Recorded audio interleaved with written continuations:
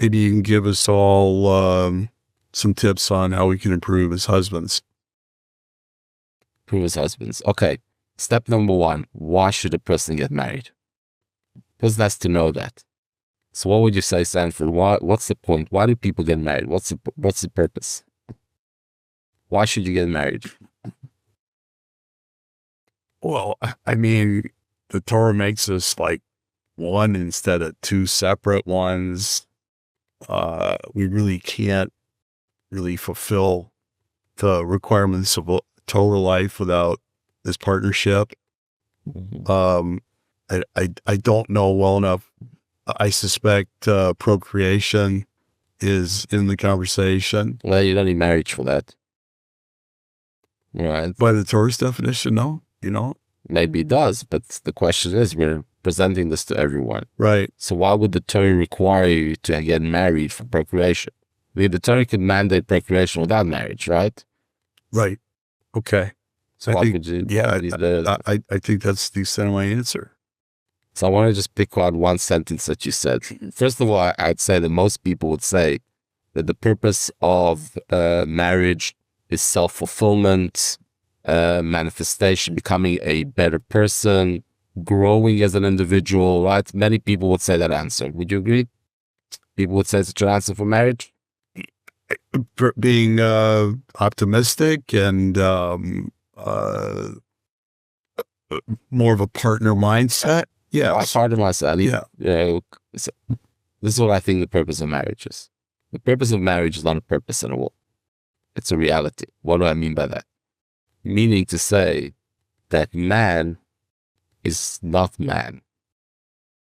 There's no person called Shafir in the world. There's a person called Shafir and Yael, my wife's name.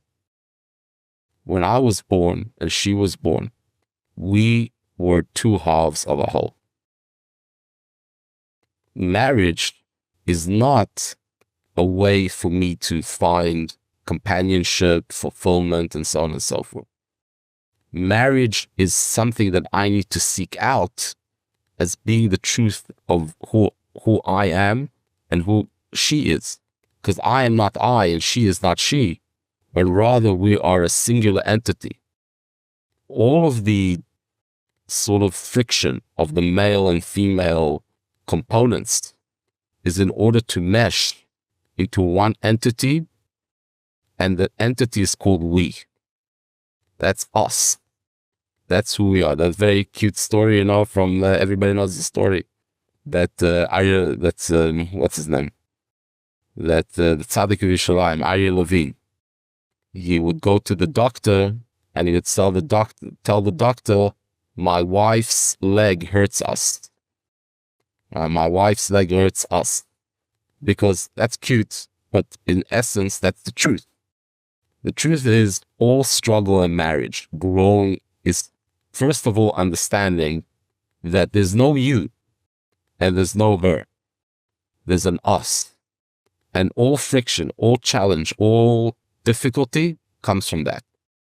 The more we are able to move towards an us moment, that is our goal. Now, how that happens, of course, in the granular of it, in the specifics of it, it's more complicated than what I'm saying. But when a big person begins out and he understands what is my goal, where do I want to go, is I have to understand is that there's I and there's her, and then there's us. And that's what marriage is. That's what it needs to be. Okay? Why is divorce so high? If divorce so high is because people have, first of all, they don't know who they are. They want to be in transactional relationships, right? I'm going to do for you 10. I'm expecting from you at least 9. And then the frustration when that doesn't happen. People enter marriage for all the wrong reasons, right? Whether it's passion, lust, companionship, they don't want to be lonely. People are definitely afraid to be alone. And marriage does give you that to a certain extent, but that's not the purpose of it. And the sort of the raw, if you can imagine you're taking fire and water and you're making it into one entity, that's not an easy thing to accomplish. But that's really what's happening. Men and women are two completely different beings. And the whole picture, the paradigm of marriage is that it becomes a singular entity where there's no more fire and there's no more water. There's something else entirely. And I think that that's the reason why. And the other part of it is that people become self-indulgent. People just don't want to put in the effort or the work, and they don't believe in the sanctity of the institution. You know, people are just willing to walk out if they don't. And the other thing is that we always speak about this, you and me, Sanford, is that people are deathly afraid of feeling uncomfortable. People are willing to suffer pain rather than to feel discomfort.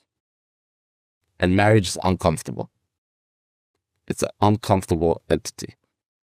And any growth comes from discomfort, right? So people would rather suffer pain over discomfort. And I think that's another reason why there's such a high divorce rate. So people don't know who they are. They don't know what the purpose of marriage is. And they're not willing to put in the time and effort to make it work. Those are the 3 reasons. Thank you, Rabbi. Very insightful.